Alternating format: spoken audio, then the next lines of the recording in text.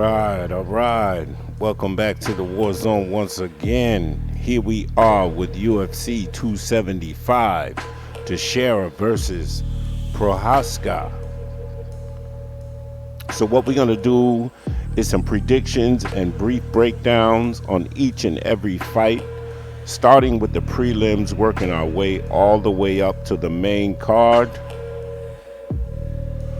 So, without further ado, let's get into the first match of the night.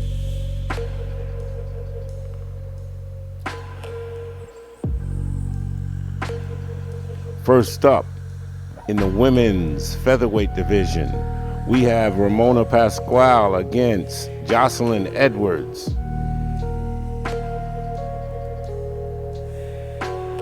Let's take a look at these two fighters. So, Ramona Pascual, very strong fighter.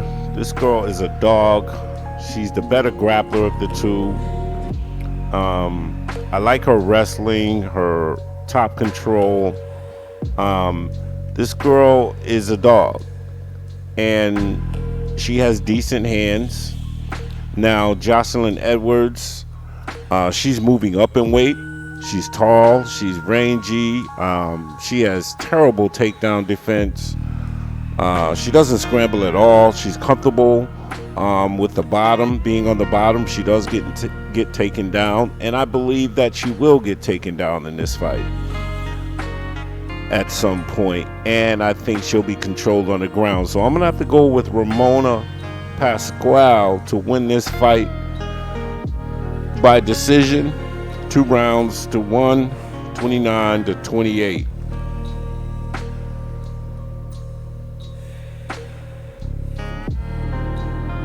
All right, next up, we have the women's strawweight division. We have Liang versus Silvana Gomez. I like this fight, man. I think this is going to be a close fight between the two. I'm going to give the edge to Liang, man. She starts very fast. She is a threat in the early rounds. This girl's very, very aggressive. She comes right at you. She's big for the division. And I think out of all of her fights, only one of her fights went the distance. So this girl has power. She's very, very dangerous. She's a sub threat, and she has the reach advantage in this fight. Now, Silvana Gomez, she has power as well, but she's kind of robotic in her movement. She's been subbed in her last 2 fights, and she has suspect defense. So I'm going to have to go with Liang to pull this one off, and I'm predicting that she will win by submission in the second round. Moving on, in the men's bantamweight division, we have Kang against Batgerel Danaa. I'm going to have to go with Batgerel Danaa in this one. Kang, though, he does have a decent jab. Very basic stand-up. He is strong. He can grapple. One thing I don't like about him, he does tend to slow down as the fight goes on. And he's had too many close fights. Batgerel, though, has got power galore. This guy's just as strong. He's got takedown defense. He scrambles well. And I predict that this guy, man, can catch Kang at some point, man. I think he's going to stop him in this fight, but I'm going to call the third round. So I got Batgerel Danaa by stoppage in the third round.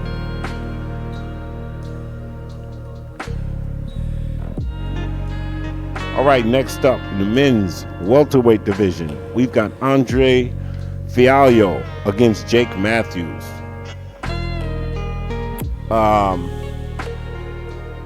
Fialho, this guy's got power. He's taken a big step up in competition. He starts slow. I kind of think he's overrated. But this guy is doing a quick turnaround. He's at about 3 fights in 3 months. And I think it's a little too soon for him, man, to be stepping back in the ring with the competition of Jake Matthews. Jake Matthews' experience in the ring. He's fought better competition. He's not very well against grapplers. But he has a serious chance of winning this fight, man. If he can just keep this fight at his pace, I believe that he'll have a great chance of winning. I believe Jake Matthews gets it done by decision. So I'm gonna go with Jake Matthews, man, because I just don't think that Fialho has met this caliber competition, and I think that the turnaround is just too soon. Moving on up in the men's lightweight division, we have Hayisaer Maheshate against Steven Garcia. I'm gonna have to go with Steven Garcia in this one, man. Hayisaer Maheshate, this is his UFC debut. This guy is very explosive. He loves his flying knees. Fights at a range. He's got suspect defense, though. He does get hit a lot. I have to trust that Steven Garcia, having fought on the UFC level, I love this guy's ground game. He has a serious ground and pound game. He can grapple. He's got better hands. He's a dog in the ring, and he has takedown defense. So I'm gonna have to go with Steven Garcia, and this fight could either be a unanimous decision or a TKO, but I'm gonna go with Steven Garcia by decision. Moving on, next, featherweights. We've got Seung Choi against Joshua Culibao. Wow. I'm going to call it right now. Joshua Culibao as a live dog in this one, man. Seung Choi, he has power in his right hand. He's got a decent kick game. He has been known to try to stand and trade with his opponents, man, and he can be reckless. Joshua Culibao, though, is tough kick. He's very tough. This guy has kicks as well. He's got power. He can grapple. He's a good counter puncher. He's got defense. He's got the better. He had the better run in the UFC.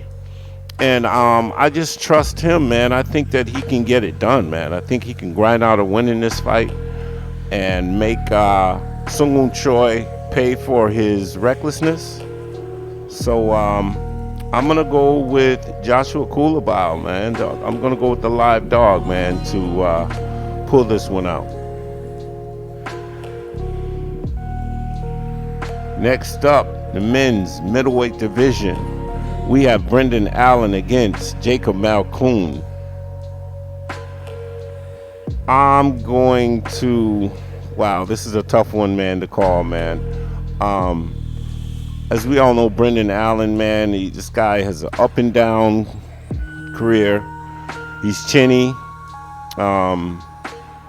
This guy can kick. But lately he's known as a jiu-jitsu guy, man. And he's been fascinated with his stand-up game.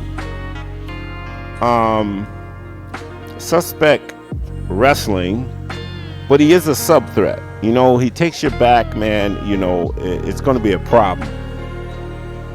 However, Jacob Malkoun, man, this guy is a complete beast when it comes to wrestling. I love this guy. He's got great hands, man. I like his hands, and I like his cardio, man. This guy's cardio is through the roof, and I believe that he's a brown belt in jiu-jitsu, and I believe that he can do enough to keep Brendan Allen from utilizing his BJJ, man. I mean, this guy's wrestling very tight waist. This guy's very good on the ground. I'm gonna go with the live dog in this one, man, and I'm going to take Jacob Malkoun for the upset, man, by unanimous decision.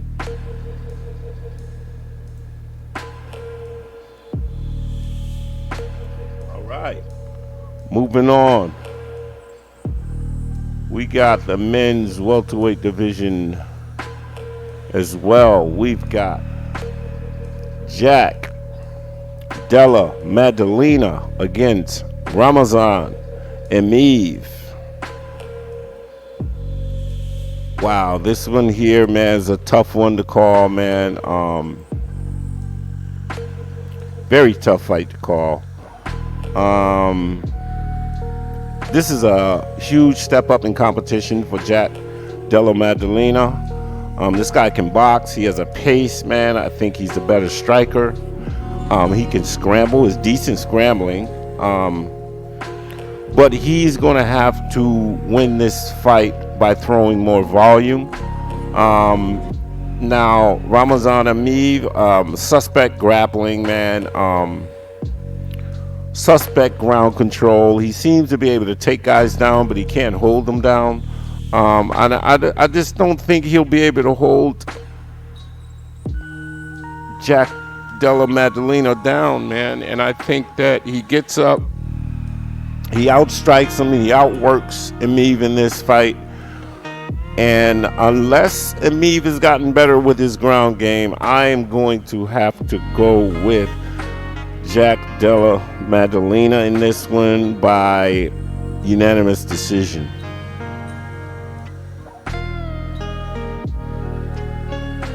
Moving on in the men's flyweight division, we've got Rogério Bontorin against Manel Cap. All right, Rogério, suspect chin. This guy has. He can grapple. He's 1-3 in his last 4 fights. And when this guy gets a hold of you, he has a really, really tight waist, man. It's hard to shake this guy. But the only chance I see of him winning, he has to take this fight to the ground. Now, with Manel Cap, he has decent takedown defense. He can grapple as well.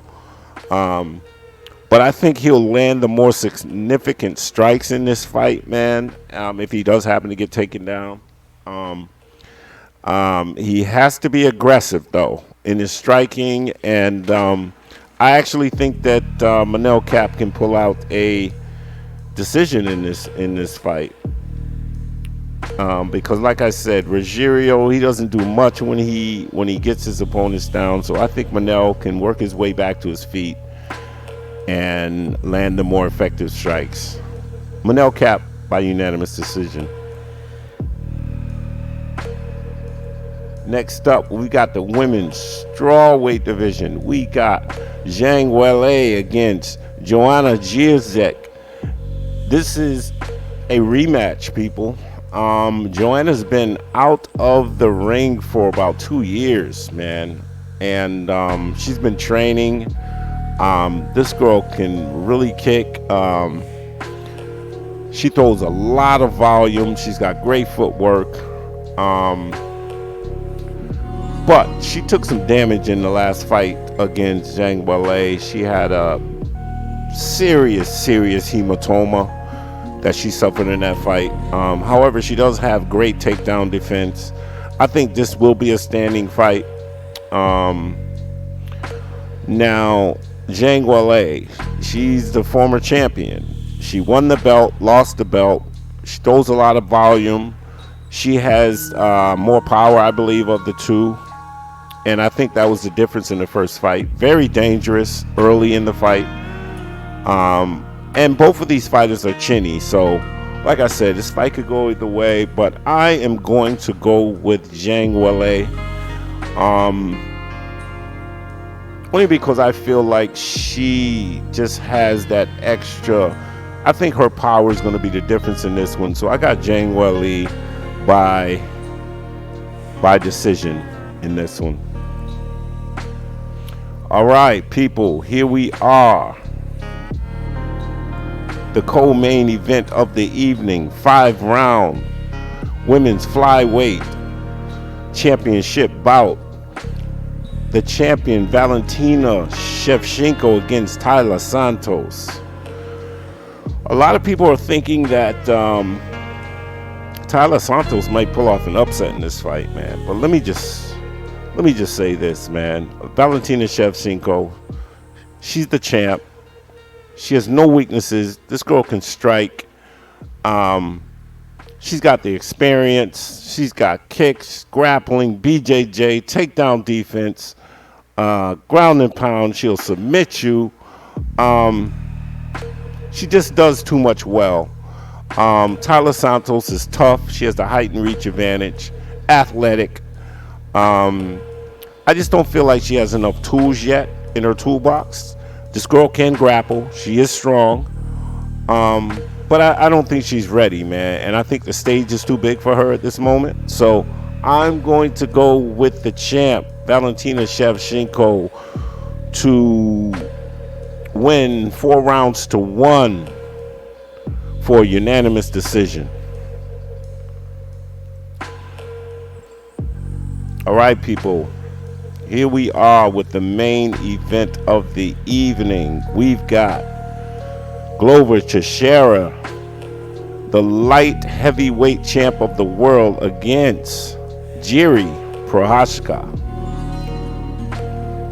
Wow. So we all know Glover Teixeira is 42 years old. He's basically coming down to the end of his career. We all know that he won the light heavyweight championship a few months back against Jan Blachowicz. He actually grappled him to death and then submitted him. I mean, who would have thought?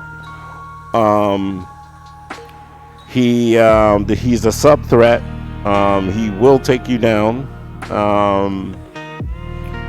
but he must get past the first round. He can punch, but like I said, Jiri Prochazka is younger. He's the better striker. He has power. He can get wild a lot. He puts a lot of pressure on his opponents. This is a guy who has been KO'd in the past, and he does tend to slow down as the fight goes on. So I think he's going to have to do what he needs to do early in this fight, or he may be in some trouble. He's got suspect takedown defense, and I think he's going to have to KO Glover Teixeira to win, and I think that he does that. So I got Jiri Prochazka winning by first round TKO to become the new UFC light heavyweight champion of the world. Yo, thanks for tuning in, people. I appreciate you. Please subscribe to the channel if you haven't. Please hit the bell icon for notifications. And please check out my Warzone Fantasy Boxing and MMA League on Facebook. You'll see the link at the top of the description below. Come check us out, man, and join up, man, and let's have some fun, man. We'll play for status, we'll play for prizes and the whole nine. So with that, peace and blessings to all, and I'm out.